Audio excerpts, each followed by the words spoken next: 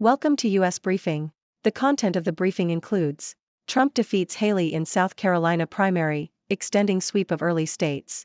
Trump declares himself a political dissident at CPAC, capping a conference catered to conspiracies. Nikki Haley is staying in against the odds. It may hurt her in the long run. Caps are left with a sour feeling after OT loss ends winning streak.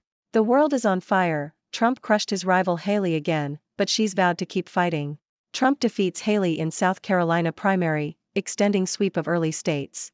Washington Post. Donald Trump has won the South Carolina primary, defeating former two-term Governor Nikki Haley. This is another successful result for Trump, who is now seen by many as the likely Republican nominee.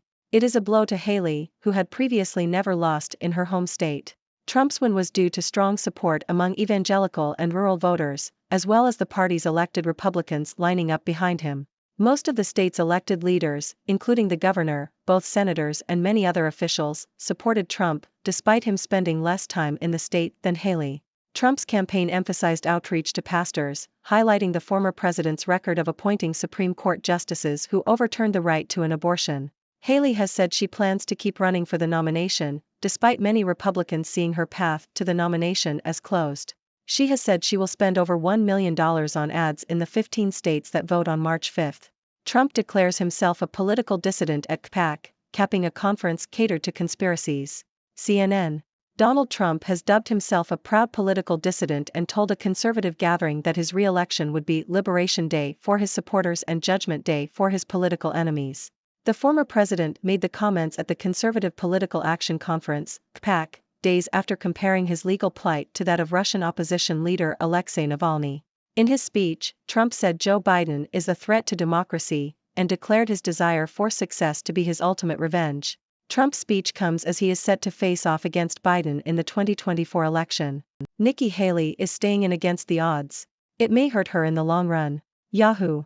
Republican strategist Matthew Bartlett said that to political observers, Haley's endgame is increasingly unclear. Republican support is waning, and her attacks on Trump have drawn rebukes from GOP voters in a party that the former president now owns.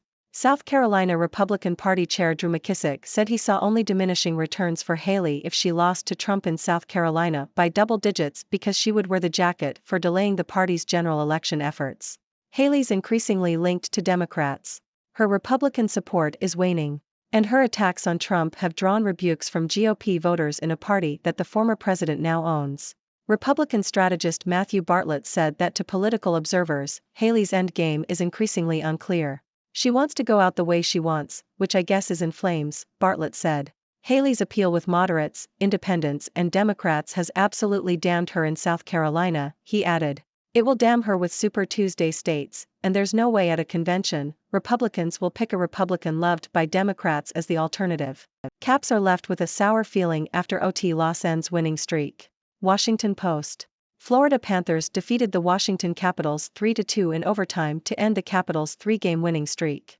The Capitals were without Alexander Ovechkin, Yevgeny Kuznetsov, and John Carlson and had to fight back from a goal down to take a 2-1 lead, but Florida equalized in the third period. The Panthers then won the game in overtime when Sam Bennett's shot beat Capitals goaltender Charlie Lindgren. The world is on fire. Trump crushed his rival Haley again, but she's vowed to keep fighting. ABC.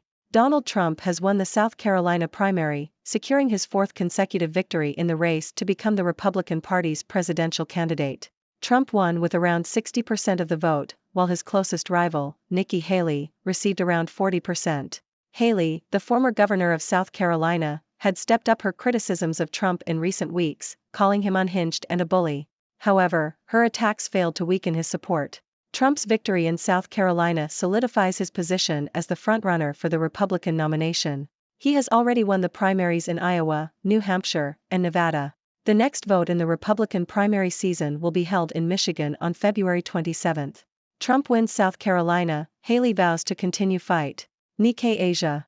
Former President Donald Trump has won the South Carolina Republican primary, putting him on track for his third consecutive presidential nomination.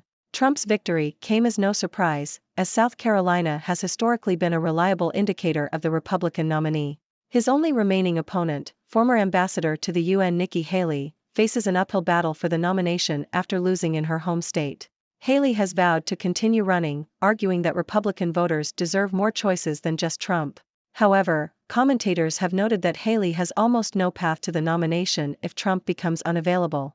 Biden caught in a political bind over Israel policy. New York Times.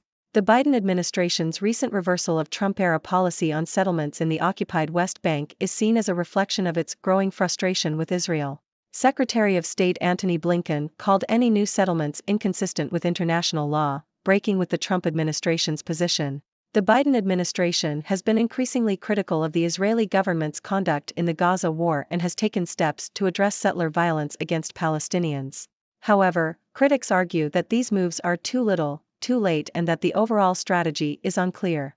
The administration's stance has left President Biden in a difficult position, angering some supporters of Israel while failing to satisfy its fiercest critics on the left and in the Arab American community. 3 takeaways from the South Carolina GOP primary. Washington Post. Donald Trump has won the South Carolina Republican presidential primary after defeating Nikki Haley on Saturday. Trump's win was not surprising but was significant as it cements his position as the frontrunner in the race. The exit polls showed that 31% of voters believed Trump would not be fit to serve as president if convicted of a crime, and 35% said they would be dissatisfied if he were nominated. 20% of voters in Iowa, New Hampshire, and South Carolina have said they will not vote for Trump in the upcoming election. Well, folks, it looks like Donald Trump is back on a winning streak. He has just won the South Carolina primary, defeating former Governor Nikki Haley.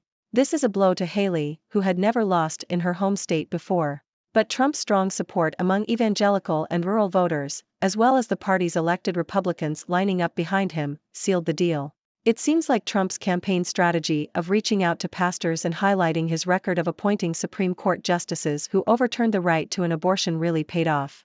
But the drama doesn't stop there. At the Conservative Political Action Conference, CPAC, Trump declared himself a political dissident and promised his supporters Liberation Day if he is re-elected. He even compared his legal plight to that of Russian opposition leader Alexei Navalny. Talk about a bold move. Looks like Trump is gearing up for a showdown with Joe Biden in the 2024 election. Meanwhile, Nikki Haley is not giving up without a fight. She plans to keep running for the nomination, despite many Republicans seeing her path to victory as closed. But her attacks on Trump have drawn rebukes from GOP voters, and her support is waning. It seems like her appeal with moderates, independents, and Democrats has actually hurt her in South Carolina and could continue to hurt her in Super Tuesday states. In other news, the Washington Capitals' winning streak has come to an end. They were defeated by the Florida Panthers in overtime, despite fighting back from a goal down. The absence of key players like Alexander Ovechkin and Yevgeny Kuznetsov definitely had an impact, but hey, you win some, you lose some. And finally, President Biden finds himself in a political bind over Israel policy. The administration's recent reversal of Trump-era policy on settlements in the occupied West Bank reflects growing frustration with Israel. Secretary of State Blinken called new settlements inconsistent with international law, breaking from the previous administration's position. But critics argue that this is too little, too late. Biden is caught between angering supporters of Israel and failing to satisfy his critics on the left and in the Arab American community. It's a tough spot to be in, but hey, that's politics for you. So, folks, that's a wrap for today's news. Trump is still on top, Haley is still fighting, the Capitol's winning streak is over, and Biden is caught in a political bind. What are your thoughts on these stories? Do you have any burning questions or witty comments? I'm all ears. Thank you for tuning in. The content above showcases the latest briefing reports and analytical synopses, thoughtfully curated by the 6Do team. These insights stem from a wide array of reputable media outlets, think tanks, government sources, and specialized experts worldwide.